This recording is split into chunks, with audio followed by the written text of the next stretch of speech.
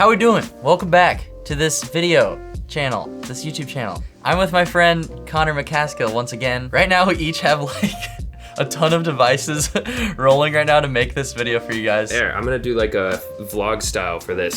Do a quick rundown. This is the computer, which is recording my screen, which is also recording my audio, and then there's my camera also recording me. And then my phone, which is recording me for FaceTime. And Zach, you have even more things. Canon 70D for video, Mix Pre 3 for audio, my light, screen capture with OBS, and then I have the X-T3 recording my keyboard. We're gonna give you guys some Premiere Pro tips, and each of us are making a separate video, so go watch Connor's video as well. My first tip is actually a hand placement on your keyboard to make pulling selects easier during your projects. So what I do is I put one finger on the I key, one on the O, one on the comma, and one on the space bar. So I have this like weird claw grip on my keyboard. And when I'm sorting through footage, like B-roll for this music video I made, I hit I for the in point, O for the out point, and then I can hit comma right away to drop it in. And then you have your space bar to like start playing things. I'll just piggyback off of this. This isn't my tip, but if you use JKL, that's rewind, pause, and L is your play button. And if you double tap L, you can double time speed on that. So that way you don't even have to use spacebar. You can, but you don't have to. I used to do that for weddings a lot. The reason I switched to this is because then I can have a hand on my mouse at all times. I can just like in, out, comma, basically. But both are really effective and just make your editing faster. So for my first tip, this is definitely very organizational. I like to keep everything organized and neat and tidy. What you're gonna do is if you're creating a new project, right? You're gonna wanna make sure that this little checkbox down here is checked, which is display the project item name and label color for all instances. And if I come over here to my enable example, this is for my video, but in sneak peek, yay. If you select these boys over here and change the label color to mango, let's say, it's going to, as you see over in the timeline, also make a mango. So what you can do is you can go through each individual file. Let's say I want my music to be, let's say rose. So that way I know when I'm looking at my timeline, all my music is rose. All of my main timeline clips can be orange or blue or whatever. That way when you look at your timeline, you know exactly what things are. Maybe teal can be your B-roll. It's just a good way to stay organized and know what everything is. That was impeccable. The next thing that I would like to show you is using the Command 1 for scale to frame size. If you're working with different cameras and they have different resolutions, but you need them to fit into one project, sometimes it takes too much time to just right click and hit set to frame size or scale to frame size. So I hit scale to frame size, I put it on my Command 1. So like for instance, this clip up here of this scary red guy, I would just click this clip, Command 1. It's just like a short, easy little tip, but it can speed your edit up. What is this, tip 3? 4. Yeah, this is tip 4, bro.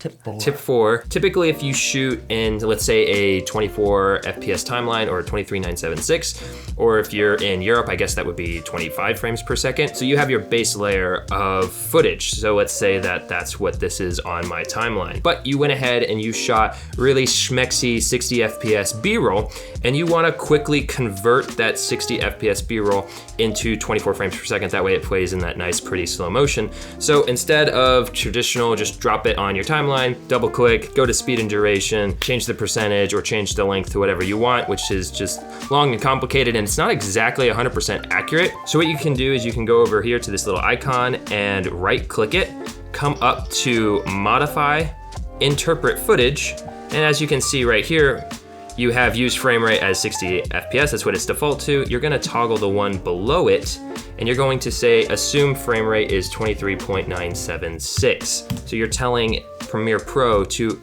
see that 60 FPS footage as 23.976. So that way, when you grab your footage, so let's say I want this clip right here, and when you drop it onto your timeline, it's already 23.976 and it's slowed down to the correct speed. That's some really shaky footage, but I think it gets the point across. Okay, this last tip is one that I use all the time, and basically it's just using the low pass effect on your audio for multiple different reasons. The first way is just if your music is too distracting, like during a vocal part, but you still want some like bed of music under speaking or something, you can just drop a low pass filter on it and it will just shave all the highs off that and make it easier to hear and still have music. The other cool way to use it is it kind of just gives a different vibe to the music. So if your video is kind of getting boring, but you don't want to use a different song, you can just like chop the song at a certain part, put low pass on it, and then do a crossfade in between that. All you'd have to do is hit your C,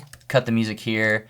I have my crossfade set to Command 2, and you can just drag that out a little bit, go to your effects, low pass, and then drop it here, and then it will just smoothly transition into a more low pass sounding song, and it just kind of adds a little bit of interest to the ear while people are watching your video.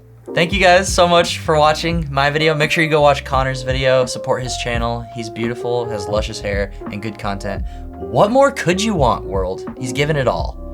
Do you have anything to say, Connor? No, but we just did 5 more tips on my channel, like Zach said, so definitely make sure to check it out so you can see 2 more of Zachy Boy's tips, because they're great. Bless you, bye. Thank you to these people on this video screen. These are my patrons. You're literally helping me survive during crazy quarantine stuff.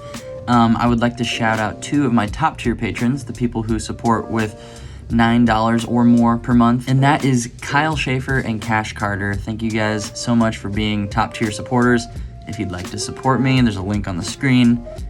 It would mean a lot. Love you. Bye.